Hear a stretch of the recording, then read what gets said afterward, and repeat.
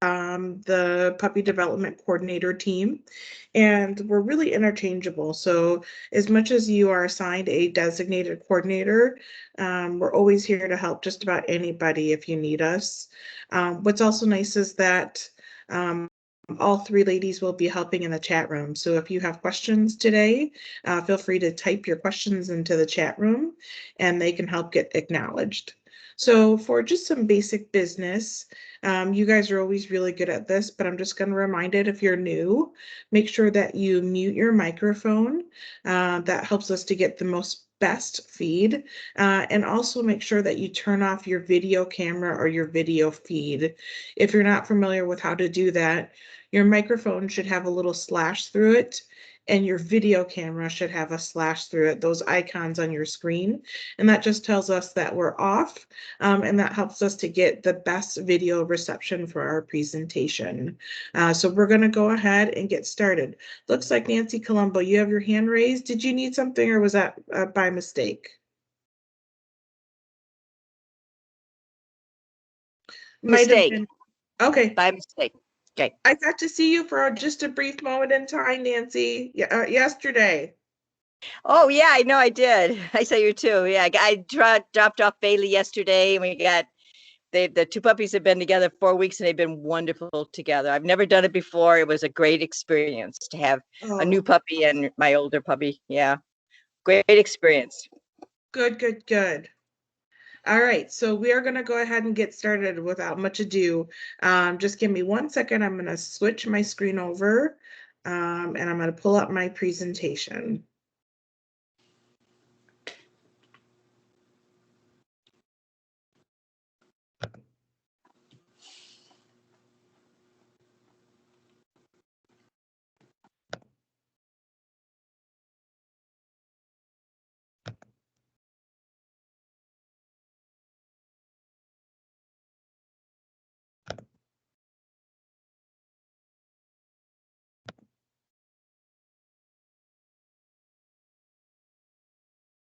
All righty.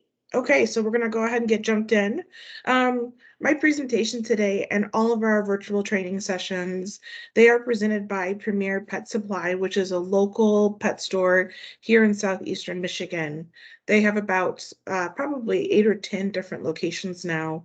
One of the really nice things about them is that they have a location that's right down the street from Leader Dog, no more than 2 miles away. And they always offer discounts to our puppy raisers and volunteers, about 20% off. So if you're ever able to stop by and shop in their stores, just let them know that you're a puppy raiser and they'll give you 20% off your purchases. So the title of this presentation is all about puppy timelines on Puppy Timeline Week 2. Now, some of you guys may go, well, where is week 1? That presentation was done just about a month and a half ago. So make sure that you visit our virtual training sessions library. We actually have a link on our YouTube page. If you're unable to find the link, look high up in our chat notes today in the chat room, and you're going to find a link to that. A link to our virtual training sessions library is also on the invitation for today's session. Good boy. Good boy. Here, Brody. As just a reminder, please make sure that you turn off your microphones and mute yourself, just so that we're not getting background noises. Thank you guys so much. So when it comes to training, and when we're talking about the second timeline, that is when your puppy is 8 weeks of age. Now, way back when, and many of us started out not necessarily just in the guide dog or service dog industry, but with pet dogs. I remember people asking the question or making the assumption that you don't start training your puppy until they were like 6 months or even a year of age. And that's not at all the case. And that's definitely not the recommendation for Leader Dog. Actually, much of what we have is our puppy host homes for the moms that have the litter of puppies at their home. They actually start doing some basic training at home with the baby puppies when they're somewhere between 2 and 6 weeks of age. But training for a puppy raiser starts on day 1. Typically, on average, you're going to be taking your puppy home somewhere between week 7 and week 8 of age. And we actually want you to start training right away on that first day. It's very easy to kind of make this assumption that my puppy's a baby. I want him just to get used to everybody in the house. I'm not going to really instill any rules. I'm going to go easy on him right now.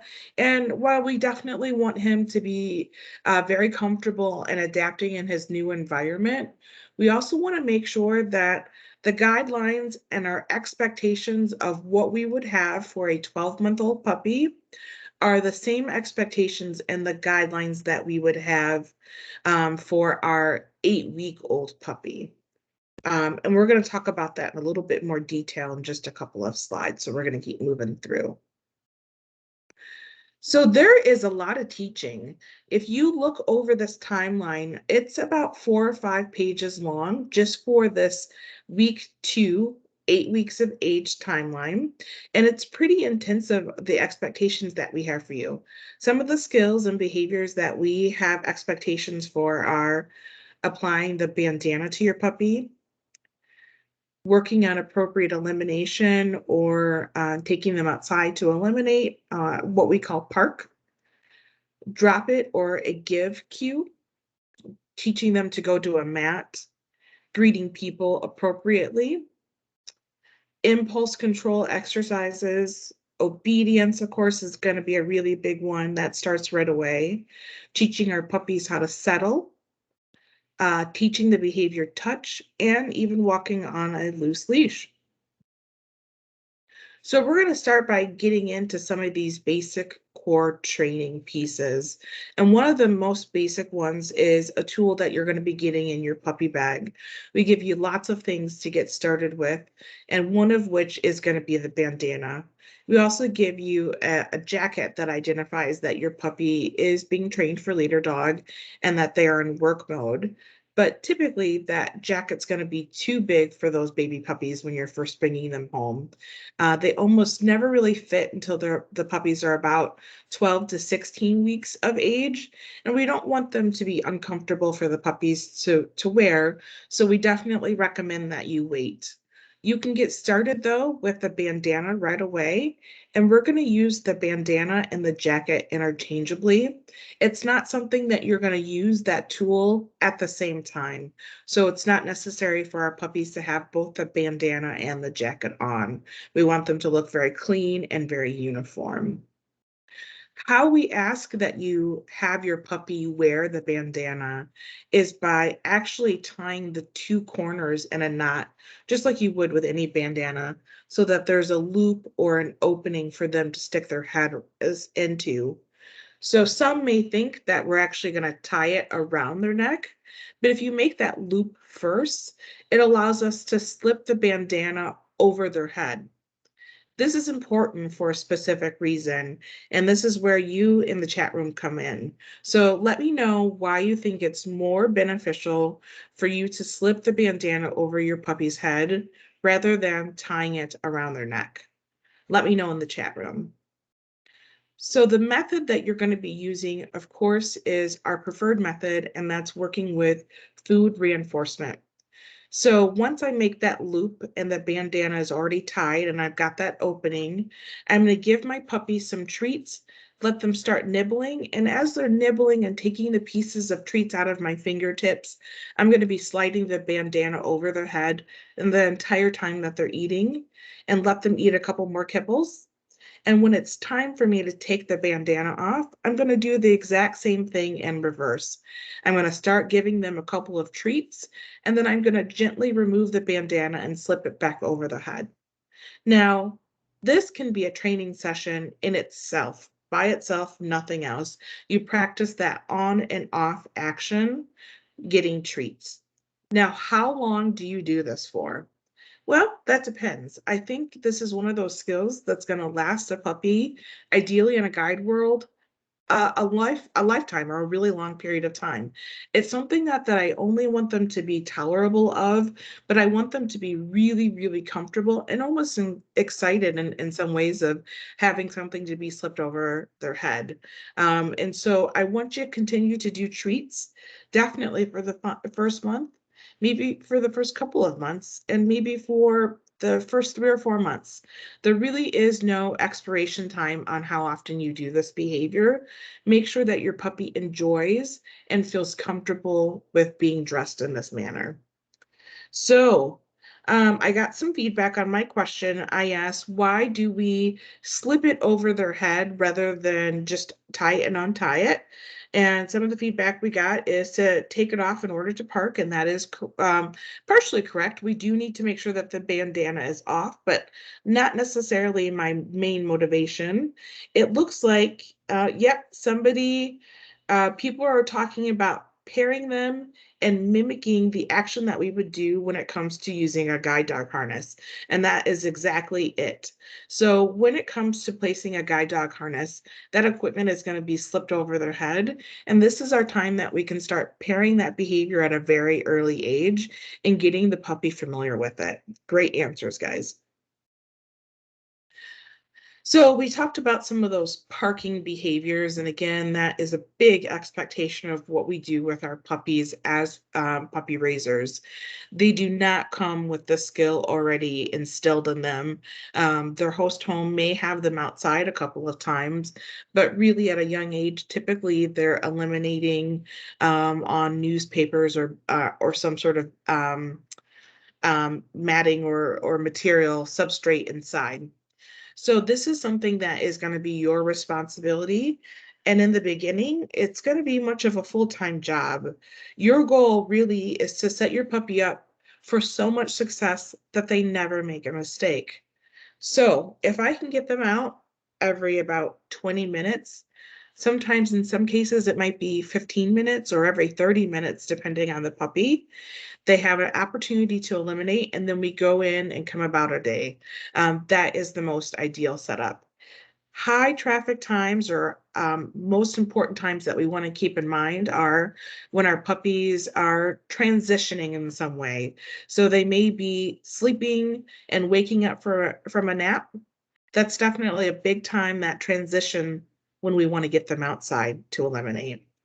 If they are playing and getting rowdy, that's a big time amidst that play that we want to get them out to eliminate. And of course, after they're eating and they're going to go settle down or do something else after they're done eating, then definitely take them outside to eliminate. Those are high ideal times that it's going to happen, so be prepared for it. The more that you can get them out on a regular schedule and frequency, the better, because then we don't have to worry about, what do I do if my puppy makes a mistake in the house? Don't worry about it, because we're setting them up for success, getting them outside as much as possible. Now, to answer that question, if my puppy goes in the house, what do I do? Well, we have a couple of choices. Unfortunately, if you are not present for that elimination, so you stumble upon a pile of urine on your carpet and you were not there to see it happen, there's not much you can do at that point. Scolding or yelling at your puppy will have no benefits on teaching them to eliminate outside in the future. If you do catch them in the act, so they're squatting down and they're eliminating right in front of you, you can clap your hands softly or do something to distract them to get their body to be picked up off the ground, and then get them outside as quickly as you can. I'm always very cautious about verbal scolding or clapping too loud or too much of a distraction, because I don't want to frighten them during this act. And accidentally, what can happen is that we teach them not to want to eliminate in front of us, because sometimes we get too loud and too rambunctious and too scary for the puppies. So think about that when these actions are taking place. Oh, yeah, Yvonne asks, can we use a bell to have them tell us that they have to go? Yvonne, that's a great question, and definitely you can use a bell. Now, I'm going to tell you, sometimes this backfires in a way that's not so pleasant for us because we do want our dogs to get the idea that the bell means they get to go outside. And at some point, they're going to figure out that they get to go outside and have fun by ringing the bell.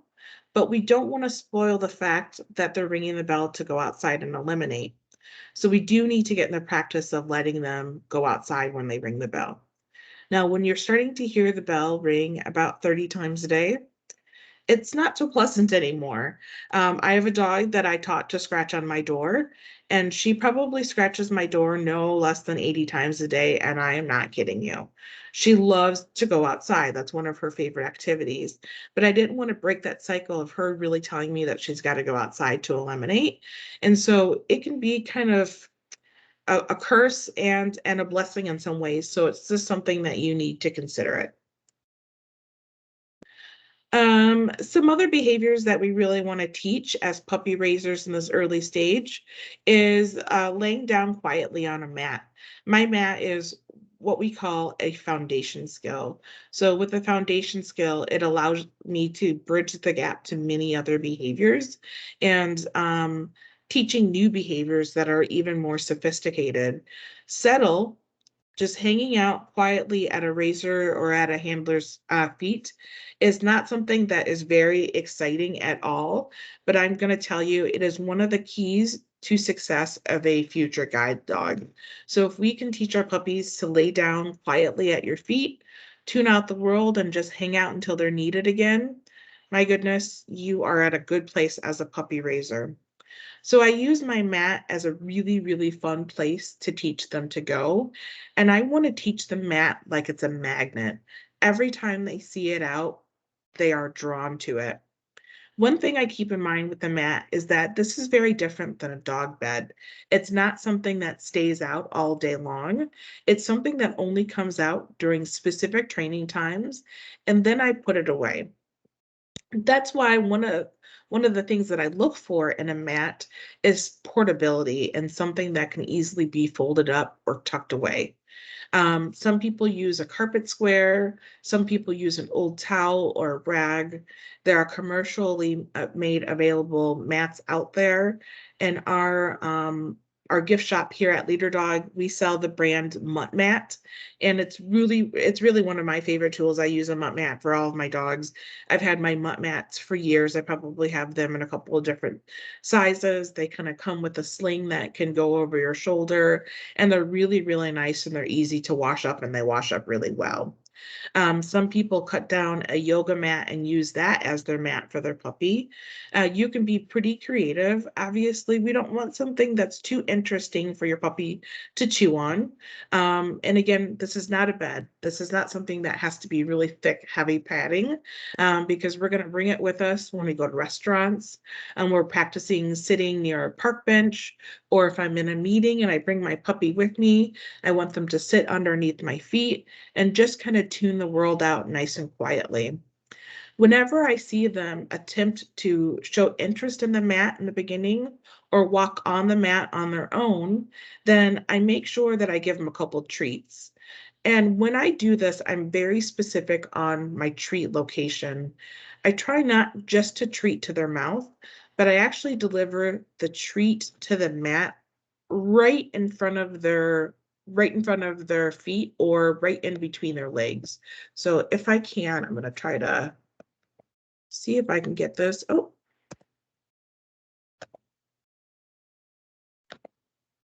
So do you guys see this area right in between the puppy's front legs that I'm identifying? That is X marks the spot for mat training. If I deliver a treat right to that spot when my puppy's laying down, there's absolutely no reason for them to ever have to get up. They're going to want to stay hanging out right there, which is perfect for settle and mat training. So let's talk a little bit about some of our obedience skills. These are the basic go-to skills that we ask our puppy raisers to teach. Sit is a behavior that they really learn almost from day one at their host home, where mom is at. And we use that as a way to say please. Actually, in our kennel back on campus, whenever our puppies want something, when they want to be picked up, when they want to be fed, we always wait without prompting them at all. And we wait to see, are they going to plop their butts down on the ground? The second that they plop their bottom down, then we know we can pick them up, or we can feed them, or we can give them the attention that they're asking for. So this is something that if you've gotten a baby puppy recently, you might have observed that they often do this on their own already. They kind of come pre-programmed with that. And that's something that you want to continue to instill as a default behavior. We love that say please behavior because, again, it's a foundation behavior. I know that it can morph into and advance into different or more sophisticated behaviors like sitting before a meal or sitting while I'm trying to get them dressed with their bandana or leash and collar, however we want to do it. It just makes for a very mannerable puppy. Most of our trainers and of course our guide dog users really like that behavior as well. Down is a basic one, and stand. And our expectations for our puppies and our puppy raisers is that these obedience positions, sit, down, and stand, they can maintain for a duration of 30 to 60 seconds. Now, obviously, when you're first getting them, that's not something that's going to be attainable right away, but it's something that you're going to continue to practice with. So it's a skill that you want to build and get really, really proficient at. The other thing that you want to think of, and this is a differentiation between working with a service dog and working with a pet dog, is that we want to make sure that the majority of these skills are done on your left side. Now, that can be a little bit tricky because often we are accustomed to treating dogs and rewarding dogs and working with them as they are facing our body. So we're looking directly at our dog. Now, that can be very tricky for somebody that is visually impaired or blind because it's going to be a tripping hazard if they're looking directly at them or they're in the front of our body. Everything that we do is really based on that heel behavior or having them on our left side, kind of in line with our pant leg or the seam of our pant leg. And so the more that you can practice sit, down, and stand with the dog on your left side, right from day one, and continue to give treats and deliver them in that fashion from day one, it's going to help you in the future for more desirable behaviors. Of course, come and recall are really big things that we need to think about. That's one of our obedience skills. And when we're doing come and recall, part of our expectation is that you're able to touch the puppy's collar right when they come to you.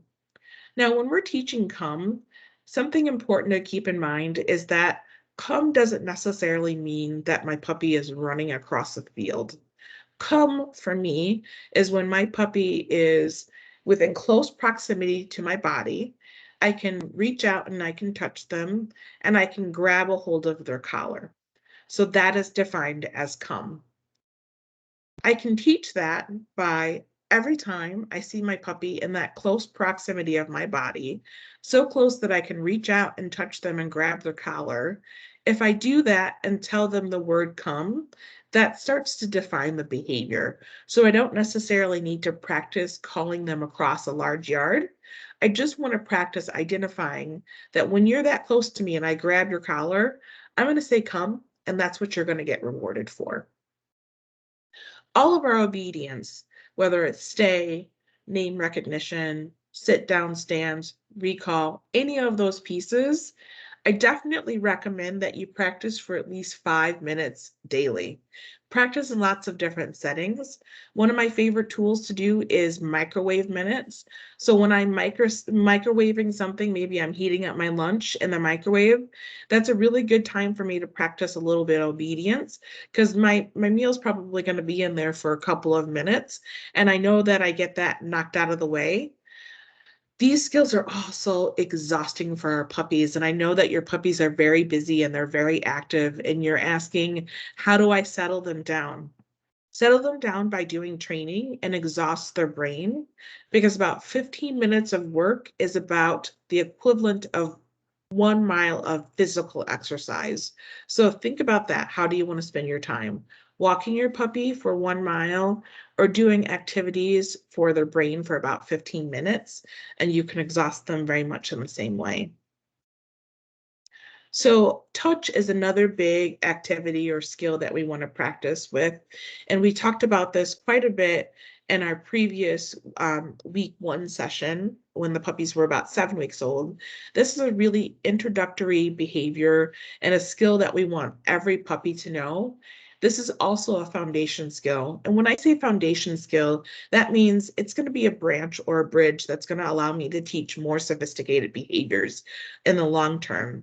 So if I teach my puppy to bump their nose to my flat hand and they get a little reward, it's pretty basic, right? It seems very easy, but that actually allows me to move my puppy from point A to point B.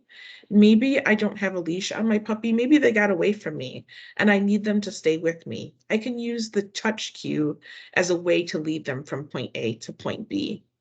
I can use that as a transport skill, and I can use that as a way to refocus my puppy that's distracted.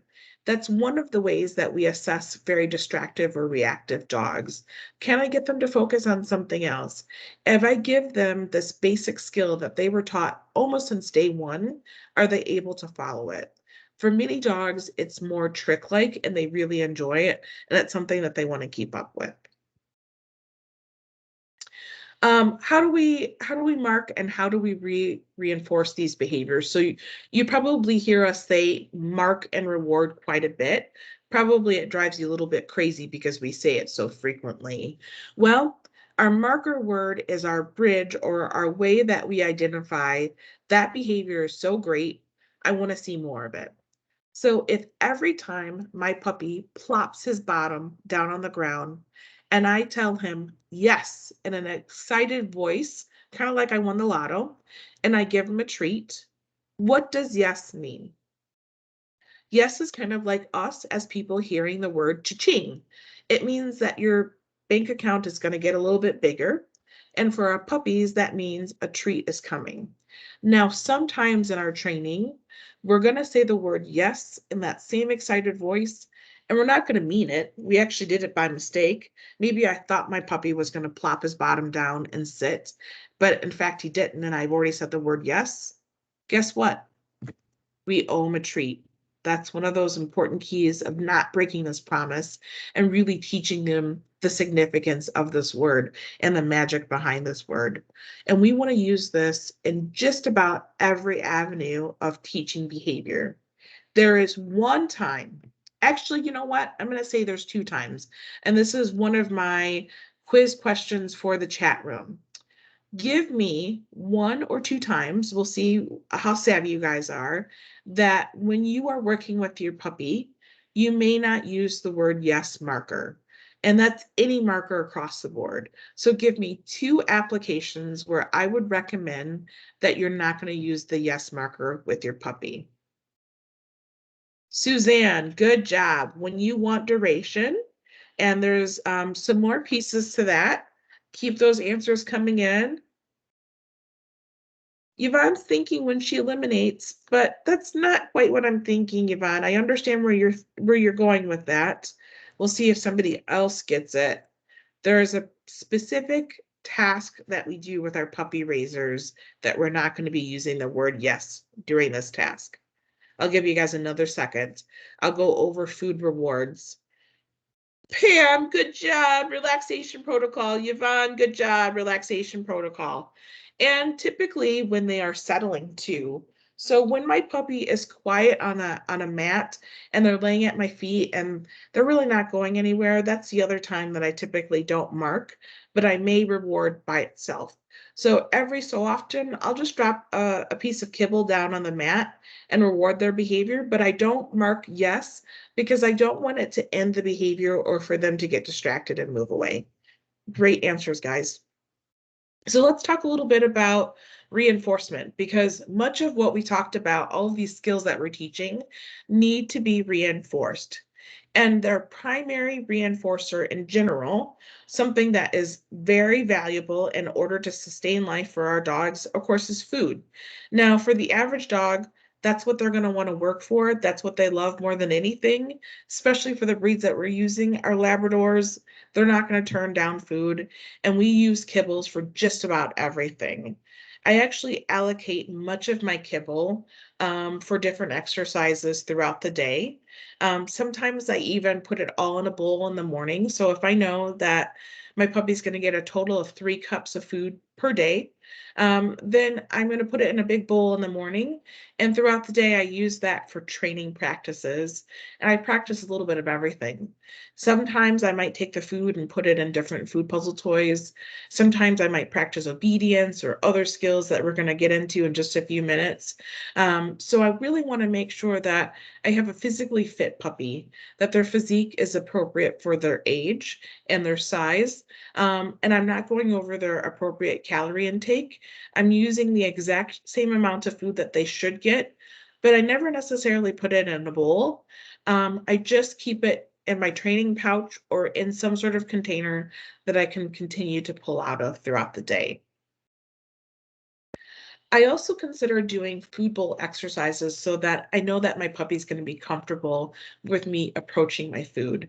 Now, the food bowl exercises from way back when, 20, 30, 40 years ago, said that your puppy had to be okay and comfortable with you sticking your hands in their bowl and taking their food bowl away. And I just think that's really rude. If somebody were to come up and put their hands in my food or try to take my plate of wonderful food away, then I'm going to be pretty upset. And my reaction's probably not going to be so pleasant. So, in fact, nowadays we do this a little bit differently. We divide the puppy's feeding into 3 different parts. We place the one part in a bowl, feed the puppy, and then I pick up the bowl and I replace it with another bowl. So instead of them just getting the idea that I can take this away because this is my food, when I take it away, I actually give you something better. And I continue to practice that so that their expectation is this person comes in, they lean over me, but instead of something bad happening, they actually get something really good happening. They get a food reward, which is pretty awesome. One of the things that you're going to be using food for